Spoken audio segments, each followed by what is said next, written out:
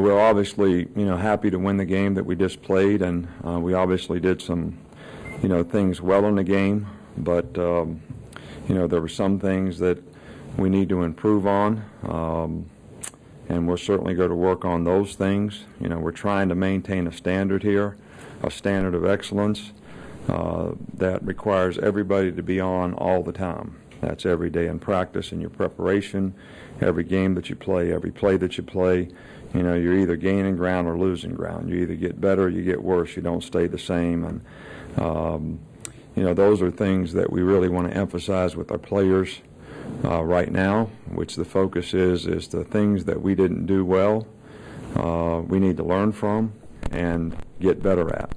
I think some of those things in general, even though we made some improvements on special teams, I still think we need more consistency.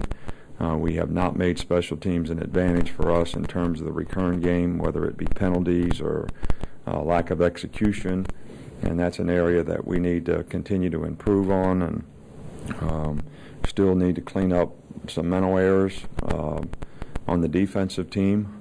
And offensively, we had a couple of critical penalties in the red area that probably affected our chances of scoring. Didn't convert a 2-minute drive because of a sack, just things like that right before the half that, make a big difference in the game. There's a lot of good things that we did. Got some great turnovers on defense, played hard as a team, got off to a great start offensively, but these are all things that, we really need to build on. We just got to be more consistent in every part of what we do. We had some players of the week, and I understand Trent was a co-player of the week offensively in the league. DJ Fluker did a very good job in the game as well. Defensively, Mark Barron and Robert Lester. And I understand, Mark Barron got some honor as well. And special teams, Julio Jones did a really good job, not only in punt return, but on the other things that he's involved in, whether it's kickoff return or being a gunner on the punt team. From an injury standpoint, Chris Jordan and James Carpenter will probably be limited today. Mark will practice today. We'll limit his reps just to see how he gets back into it and how he does. Courtney Upshaw would do the same thing with, even though he played a few plays in the game. We didn't feel like it was in his best interest to continue, that we might set him back. So from that standpoint, maybe we had a couple other guys that will be limited, but they'll be limited in terms of how they're coming back and bouncing back. Duke, David Cutcliffe is an outstanding coach. He's done a great job there, as well as Ole Miss and offensive coordinator Tennessee. Wherever he's been, they've been, very productive offense wherever he's been. And he has done the same thing at Duke. They're in the top 10 last year in just about every category, whether it's scoring, passing, total offense, whatever you want to talk about. And they have, 9 guys back, and they have a new quarterback. He has played very effectively for them in the first 2 games, and this is a very dangerous team because of their ability to throw the ball and score points. They scored 48 points last week on a team that has been ranked in the top 20 most of the last 5 years in Wake Forest. So, it's going to be important for us to do a good job in preparation in terms of the experience that we can gain, this week, and how we prepare for, a team that's very good at throwing the football. And they play well in all other parts of the game, too. They're sound and solid on special teams. Ron Middleton, who coached here, does a really good job in that part of their game. And last year they were very, very good on defense. This year they've given up some points, but I still think very capable of being a very good defensive team. I'm sure that everybody we play will be ready to play us. And they're a very well-coached team. It's the first game on the road for us, which is a challenge for, our players to be able to focus and do things that we need to do to play the kind of football to the standard that we want to play to on a consistent basis all the time. So, that's kind of, where we are as a team. But I think the big focus for us is really everybody elevating their game to where we need to get it to so that we can continue to improve as a team. And that's going to be critical this week in practice and preparation for a very good Duke team. Coach Saban, just a follow-up on Duke's offense.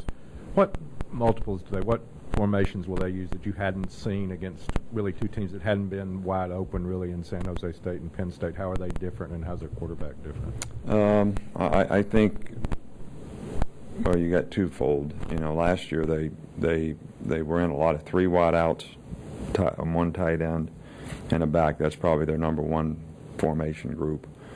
They were getting empty out of that. They'll back motion empty, and they are doing some pistol, this year for the running game, not always offset in the back. They're getting four wide outs. So they do play some regular. Most of the time it's two tights and two wides, but I'd say the spread formations are probably 90% of what they do. Looking at the tape, secondary, what did you see, positive, negatives coming out of Penn State? Well, I think we made improvement in the secondary. I think we had better eye control, read run pass a little bit better. Still, and I think everybody made improvement. I think there's still room for adjustments, making adjustments, getting in the right position. We had a few mental errors that were costly, some on third down, whether they were technique type things or errors in assignment, which were not as prevalent as the week before, but certainly made progress. Mark Barron played extremely well, and his leadership is really helping the other players. I think DeQuan Menzie played a lot better in this game, more confident in his role, and so we just got to keep improving, because this will be a real challenge for us this week. Coach, if you could comment on red zone defense and the way the defense stepping up, particularly with the turnovers. Well, I think the turnovers were critical in this game. They always have a significant impact on every game, but playing well in the red zone is one of our goals, one of the things that we feel are really, really important. Not giving up big plays, playing well in the red zone, are going to make you difficult to score on. We have given up some big plays, but we played very well in the red zone, and that's been helpful to, keeping the point count down. I think the turnovers really contributed to that this week. Some of them we created with pressure, a couple of them. One we created with a good hit, and I think that's all good football. So got to continue to be aggressive in those areas so that we can make plays, and we really emphasize turnovers, all the time, but especially in this fall camp, and so far it paid off for us, especially in this past game. Coach, you said before that you couldn't really judge a player until you see them and how they perform in a game. Any guys on that defense that have kind of impressed you by being gamers, by doing some things? Well, I think Kerry Murphy did a really good job of moving out and playing, a different position in this past game, because we felt like we needed to be a little more physical against a bigger, more physical offensive line. But he did a really nice job in this game.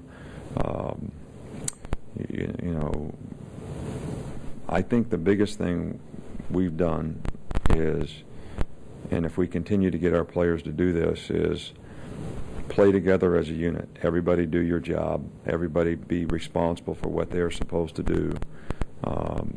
Get your eyes in the right place, key the right things, and react the right way. And so far, when we've done that, we've been fairly successful. And when we haven't done that, we have been susceptible to giving up plays. And I think the consistency in performance is the key to being able to do that. And I think everybody on defense has to do it a little bit better. I'm not disappointed in anyone. I'm not disappointed in the way we played. I just think we need to focus on getting a lot better, which we're very capable of, because the things that we're talking about are correctable things. And it's maturity. It's people buying in to doing it that way, and believing that it's going to help them be more successful individually and collectively and I think that's what we got to continue to do. And Coach, before the ball game, you met on the field with Coach Bowden and also with Coach Paterno. How did that make you feel? And tell us, could you give us a little inside information about what y'all may have talked about? Well, you know, those two guys are obviously, I've said this several times before, but had a great impact on college football. They're great ambassadors for college football. They've done what I think as professionals you should try to do, you know, in your program in terms of helping your players be successful as people, students. They've been very successful on the field in developing players. All care about their players after they leave their programs, and I just think that those guys are icons, you know, in our profession. And I never personally thought that I would ever be standing on the field talking to either one of them, let alone both, you know, together. But I just have a tremendous amount of respect for both those guys and all they've done for college football. Hey, Coach. Wonder if you'd talk about Ed Stinson's progress and how he did Saturday night. Well, he you know, he did, you know, good and bad, you know, like most players do the first time they get a chance to play. He made some very, very good plays, and he played hard. He was physical and aggressive, and, you know, there were times when he got a little bit confused and made a few mental errors. But we're pleased with his progress, and it's probably a good opportunity for him to get in against a good football team and get some experience in how to play and what it takes to play. But he did a nice job for us. One more, if I could. You've told us that Julio has changed the culture for the running backs, the way things are done around here. The receivers. Yeah, sorry Right. about that. We've seen him make plays. Can you tell us a little bit more? I mean, his impact off the field, I guess, as much as anything. Well, I think what I was speaking of is really not what he does in the game on the field in terms of his ability to make plays, but it's how he works every day, the toughness that he has, you know, the attitude and preparation, being a hard worker. You know, we're very fortunate here that our best players have been very good people. Whether you look at guys from last year, whether it's Javier Arenas, Rolando McClain, Kareem Jackson, whether it's Trent, Mark, Julio, Mark Barron, Hightower, you know, those guys are all really good people. They've got the right stuff character-wise, and they're very good players. And I think that, you know, that has a tremendous impact on, first of all, the other people in your group, but also on your unit. And, you know, Julio and receivers are sometimes guys who they should want the ball. I mean, no doubt. But sometimes can be affected a little when they don't get the ball and don't see other parts of what they do as important to the success of the offense. And, you know, Julio, because he's such a good blocker, physical, tough, you know, that's sort of permeated that throughout the group. And I think that's one of the reasons we have as many long runs as we do.